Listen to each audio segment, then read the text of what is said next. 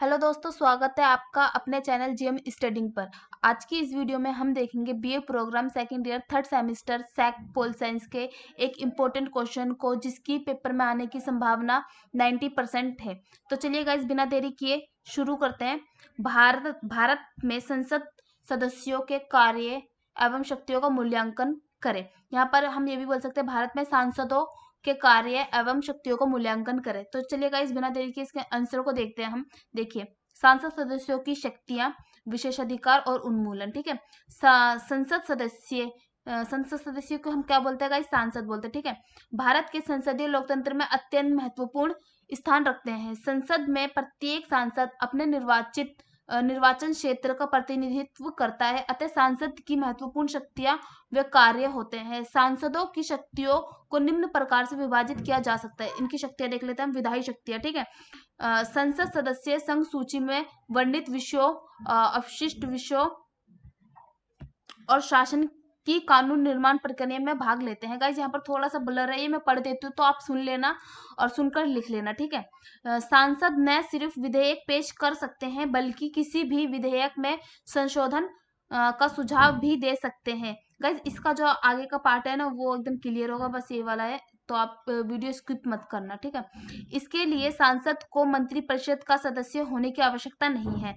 सांसद की विधायी शक्तियों में राज्य विधान परिषदों के निर्माण तथा समापन, राज्य की सीमा से संबंधित विवाद, नव राज्य गठन, नाम परिवर्तन, उच्चतम न्यायालय और उच्च न्यायालयों के अधिकार क्षेत्र के विनियम, दो या दो से अधिक राज्यों के लिए उच्च न्यायालय का आवंटन से संबंधित विषय आते हैं और उस पर सांसदों द्वारा सदन में चर्चा की जाती है। ठीक है, संसद द्वारा पारित विधेयक राष्ट्रपति के हस्ताक्षर के पश्चात कानून बन जाता है और उस कानून के अनुसार नियमों व विनियमों को बनाने और उसे लागू करने की जिम्मेदारी कार्यपालिका को दे दी जाती है, जिसे प्रत्यायोजित विधायन कहते हैं। और सांसदों की यह जिम्मेदारी है कि वो इन नियमों और विनियमों के संसद द्वारा पारित मूल कानून के अंतर्गत ही की नहीं देखे और उसका संज्ञान ले।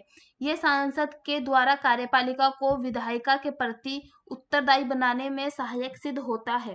सांसद कानूनों को सही ढंग से लागू किया गया या नहीं ध्यान रखते हैं।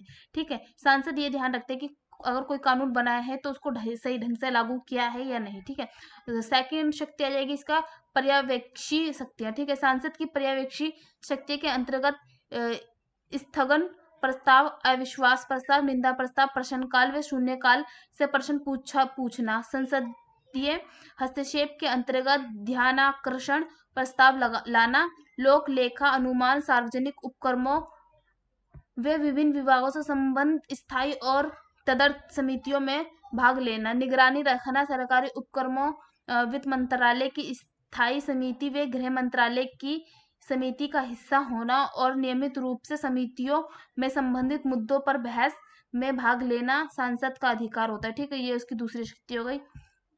तीसरी शक्ति है निर्वाचन संबंधित शक्तियां। ठीक है, सांसद राष्ट्रपति और उपराष्ट्रपति के चुनाव में भाग लेते हैं। एक तरफ लोकसभा सांसद सदन के अध्यक्ष व उपाध्यक्ष का चुनाव करता है, वहीं दूसरी तरफ राज्यसभा सांसद राज्यसभा के उपाध्यक्ष की चुनाव प्रक्रिया में भाग लेता है। चौथा है वित्तीय शक्ति है। सरकार सांसद की बिना सहमति की किसी भी प्रकार का कर नहीं लगा सकती, न कोई व्यय कर सकती है। बजट सिर्फ संसद में ही पेश किया जा सकता है, वे बिना उसके अनुमोदन के पारित नहीं हो सकता। वित्तीय मामलों में कार्यपालिका पर यह संसदीय नियंत्रण है।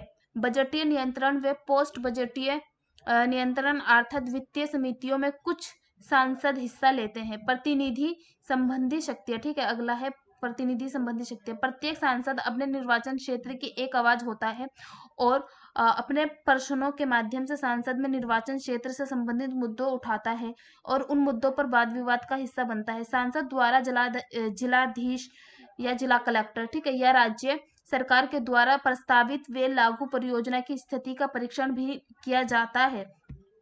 इसके लिए सांसद परियोजना से संबंधित बैठकों का हिस्सा बनता है, वह बैठक बुला सकता है। ठीक, 23 दिसंबर 1993 में भारत सरकार द्वारा सांसद सदस्य स्थानीय क्षेत्र विकास योजना को लागू किया गया।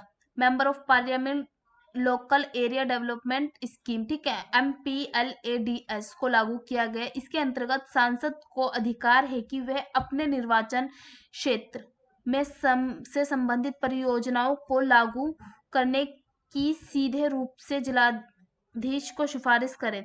2014 की मोदी सरकार ने प्रत्येक सांसद को एक जिम्मेदारी सौंपी है, जिसमें सांसद को एक आदर्श ग्राम योजना, ठीक है, के अंतर्गत अपने निर्वाचन क्षेत्र में आने वाले गांवों का विकास करना होगा। हालांकि उस योजना के लिए किसी नए फंड का आवंटन नहीं किया जाएगा।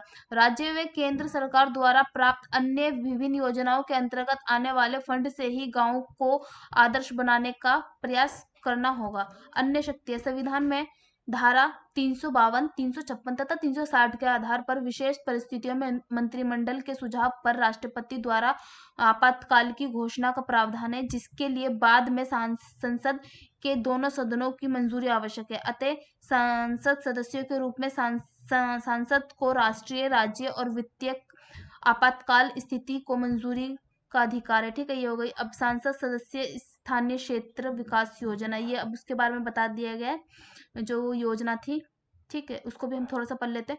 23 दिसंबर 1993 में तत्कालीन प्रधानमंत्री श्री नरसिम्हा राव ने संसद सदस्य स्थानीय क्षेत्र विकास योजना की घोषणा की। इस योजना का मुख्य उद्देश्य सांसदों को स्थानीय जरूरतों के आधार पर अपने निर्वाचन क्षेत्र को विकसित करने सक्षम विशेषज्ञ बनाने।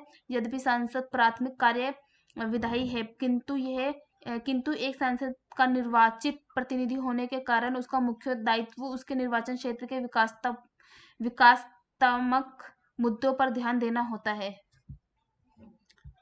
गाइस, ये वैसे हमें पढ़ना नहीं है, बस हमें सांसद की शक्तियां पढ़नी थी। ये 6 शक्तियां हैं सांसद के पास, संसद के सदस्यों के पास। तो आप देख लेना, ये इंपॉर्टेंट क्वेश्चन है गाइस, और ये पेपर में जरूर आता है, तो आप इस क्वेश्चन को जरूर तैयार करना, ठीक है, जिससे कि आपको 8 मार्क्स इजीली मिल जाए, ठीक। इसका PDF गाइस आपको चाहिए तो आप मुझे कमेंट्स बॉक्स में बता सकते हैं।